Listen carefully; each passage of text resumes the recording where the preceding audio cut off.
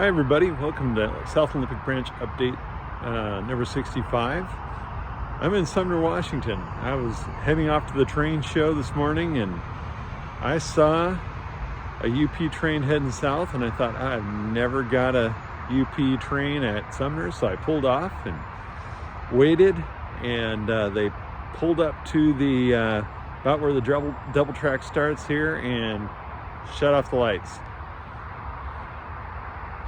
Classic Union Pacific. Well, back to modeling. My friend George came over the other day, stayed a while, helped fill in some ties on the lower level track here while we chatted, and I worked on some other projects. That was pretty cool.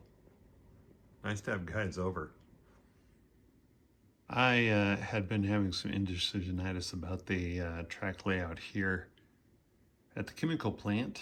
But my friend Tyler said, I should put something out there, and that way I can test that track and maybe even have kind of a pseudo op session on it.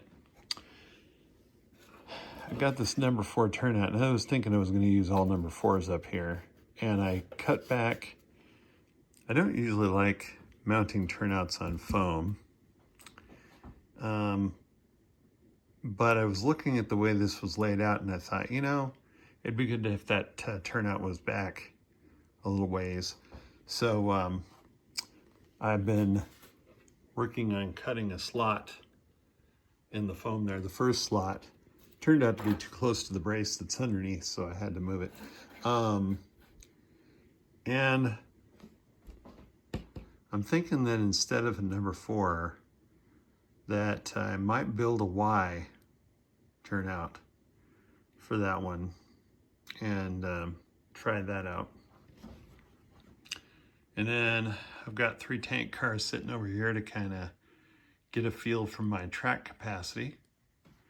I'm either going to have 3, 4, or 5 tracks in here. And I'm thinking maybe the 4th track might actually be a runaround. The real facility doesn't have that, but I like the idea of it, so I might do that. So, but these turnouts are approximately where I think I'd have them. If I allow myself the runaround, it would make the switching job at the cement plant easier because when you can't get from this side, you don't go to the yard. You go to the yard coming from that direction. So a train would come around the peninsula and would be going that way. And I suppose I could put a crossover in here, but for some reason I'm resisting that idea. And having a runaround up here at the chemical plant would allow me to work around that, because I could pull a cement car out of the plant down there, and if I wanted to, I could shove it up to the chemical plant and have it rearranged so that the train's ready to go back to the yard. So I also could possibly have that as a separate local. So that's one of those things I'll have to work out as my operations plan gets to be created. And no connection to the main right here.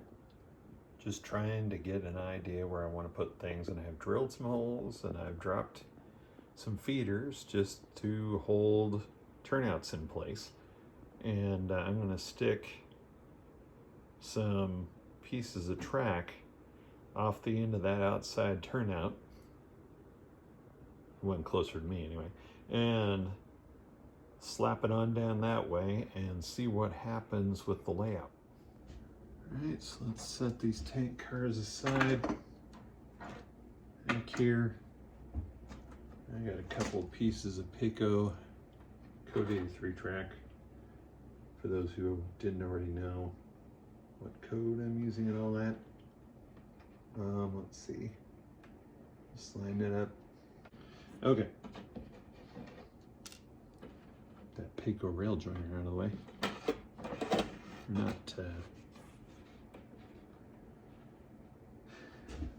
I like using micro engineering rail joiners. They seem to work okay with the Pico track.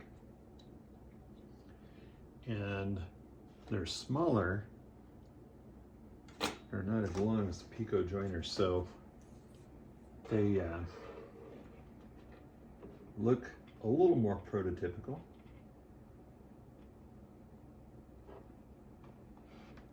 I think, anyway. Let's see. All right.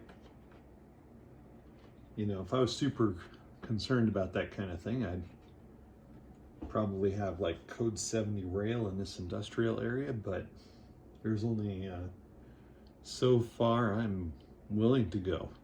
All right, so I'm gonna grab a tool and snug up this joint, which is, the track isn't quite sliding into position like I'd like it right now. Okay, so many things are a compromise. Actually, before I do that, let's get rid of this. And I haven't put in another turnout on this to make another rail that goes back here. Otherwise, this might actually just flow right off of this and into that. So I might do that, or I might not do that. I've been debating, of course, on that. What I want to see is really get a good visual idea on how many cars I can put on this track. I mean, sure, I can measure it, but you know, what's more fun, doing that or actually putting rail cars on a piece of track? I think putting rail cars on a piece of track is more fun. Assuming you get them all on the track. Anyway, all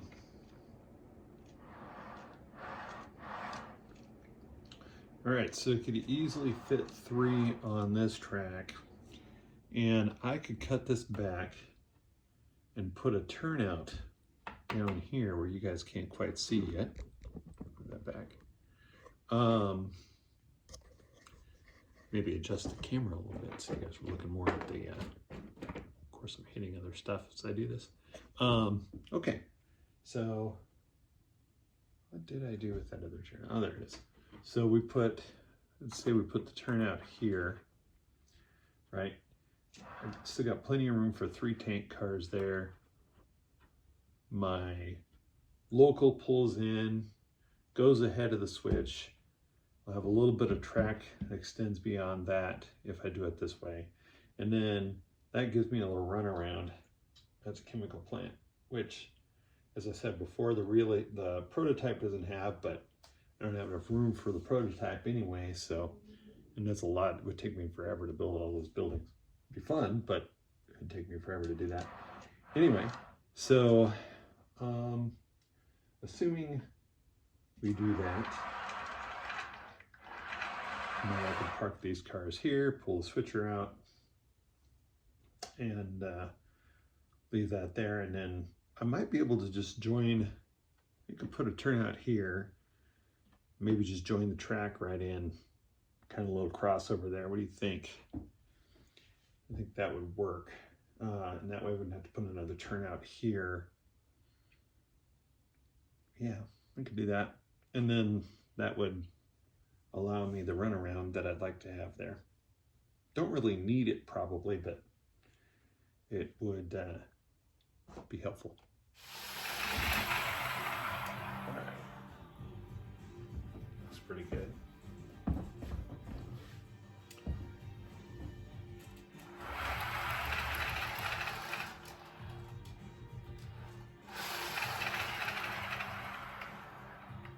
Okay. Under the layout, you can see that those wires are just hanging there, and as I said before, these feeders don't go anywhere right now. But there's some industrial feeders, or feed to the industrial over at the other side of the peninsula, and it runs off of those right there.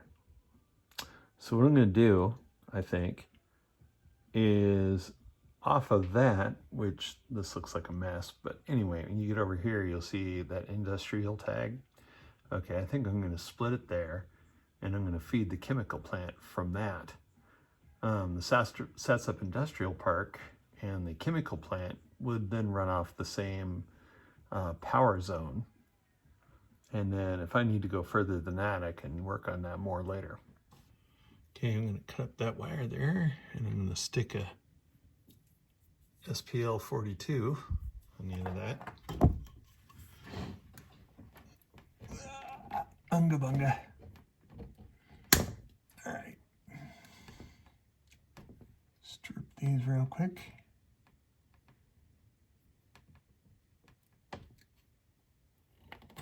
Oh, well. Shoot. There we go. All right. Do the same for the white.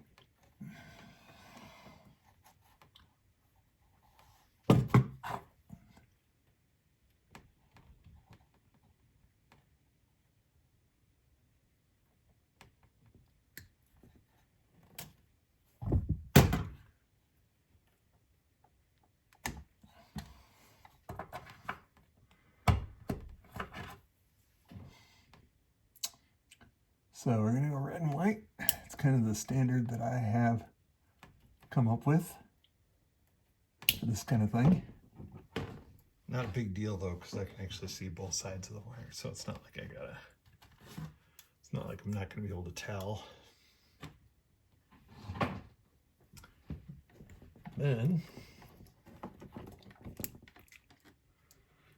of course,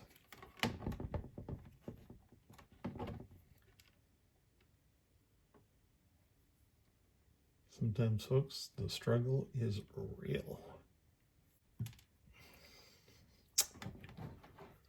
Okay, red.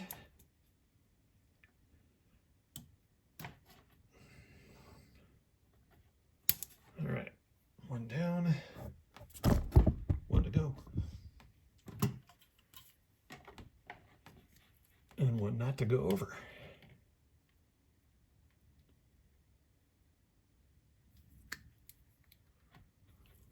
Okay. Man. Ugh. Okay. Nope. Didn't get it.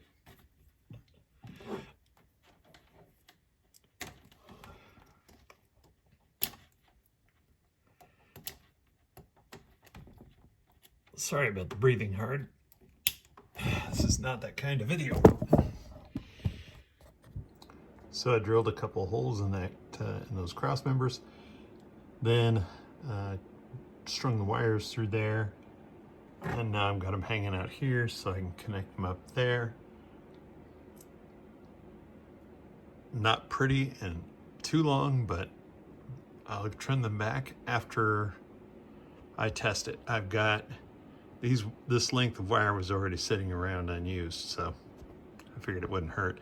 And once I trim it, I can then use the excess to get over to the next section. Okay, so a few steps. I've gapped the turnout, I've cleaned the turnout. I added the feeder wire to the turnout. I also countersunk the hole for the feeder wire, and time to reinstall that.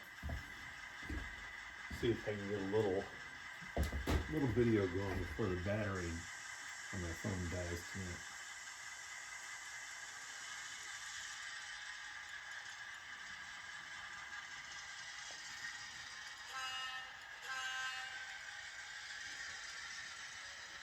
Probably won't get all the way over to the tank cars here because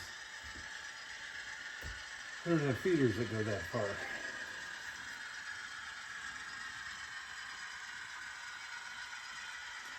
I kind of have to expect it to die right there.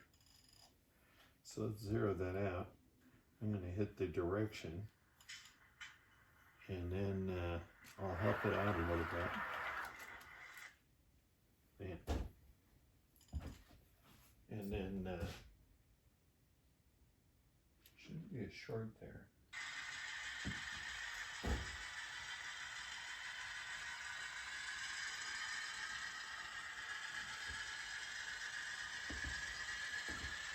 Then I'm going to hand throw that tortoise.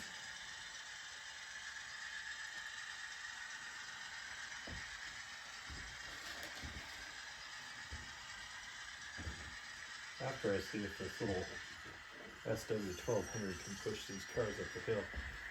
Shouldn't be a problem, but they're well-weighted tank cars, so there's always a possibility it could be a problem. Forward. Okay.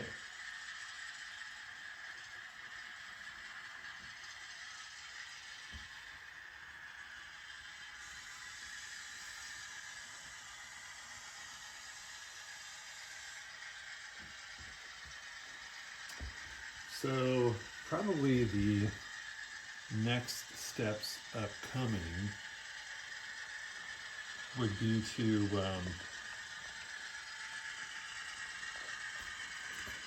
build another turnout, or maybe add some feeders to that area that are connected to something, right? In the last video, I mentioned the Christmas card project that I was kind of working on, and I'd gone into Pages, which is a word processing and page layout app on my Mac, and did a few rows of, Merry Christmas, Happy Holidays, and, all of that. And also did some car numbers for that, for the heck of it, and some little tiny car numbers for the ends of the cars. And then I also, while I was at it, laid out some patch numbers for some different things. And some car numbers or car names for some passenger cars. Well, you might be saying to yourself, hey, that's great, but that's all black. Well, I have a friend who has like a laser jet printer that they no longer make. I think that there's probably a replacement for it. And there's a company called Ghost over in Germany, and they do white toner that basically you put in place of the black toner cartridge in the printer. And these are the laser printed decals that I got out of it. Hopefully, soon I'll be able to get these put on a car, but I need to clear coat a couple of pieces of rolling stock before I can get that done. Okay, I need to lay track up to this building for both doors. Maybe. And I'm trying to decide whether I want to use this turnout configuration to get there. Oops. Or, if I can just grab that other one. Or if I want to do it that way. Have it come off of here and curve into there.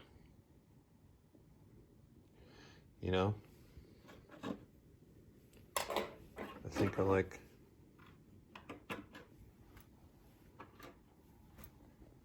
like that first one better. Let's watch this Southern Pacific cab forward roll around the way out.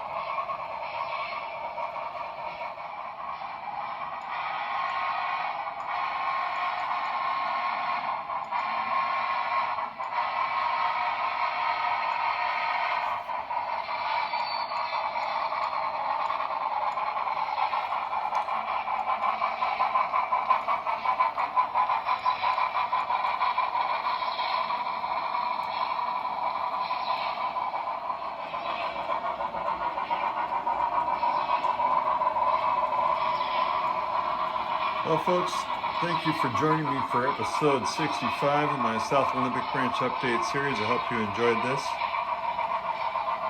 We'll see you next time. In the meantime, take care and have fun with your trains out there.